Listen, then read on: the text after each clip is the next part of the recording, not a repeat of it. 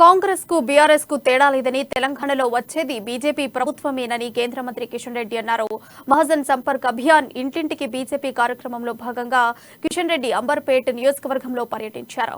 ఈ సందర్భంగా ఎన్నో త్యాగాలు, ఆత్మ బలిదానాలు చేసి తెచ్చుకున్న తెలంగాణ ఇవాళ ఒక కుటుంబం పాలైందని కిషన్ రెడ్డి మండిపడ్డారు.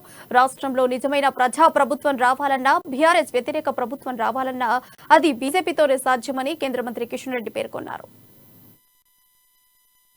ప్రజలకు మరొకసారి గుర్తు చేయాలి. ఏ రకంగా సంక్షేమ కార్యక్రమాలు అమలు జరుగుతూ ఉన్నాయి, ఏ రకంగా అభివృద్ధి కార్యక్రమాలు అమలు జరుగుతున్నాయి తెలుసుకోవాలనేటువంటి దృక్పథంతో ఈరోజు దేశవ్యాప్తంగా అన్ని గ్రామాలలో, అన్ని బస్తీలలో మా యొక్క పోలింగ్ బూత్ కమిటీలు డోర్ టు డోర్ తిరిగి అందరికీ కలిసి మాట్లాడేటువంటి ప్రయత్నం చేస్తా ఉన్నారు. అందులో భాగంగా ఈరోజు గోల్నాక డివిజన్ భారతీయ జనతా పార్టీ నేతృత్వంలో ఈరోజు ఈ యొక్క తులసిరామ్ నగర్ లంక రావడం జరిగింది.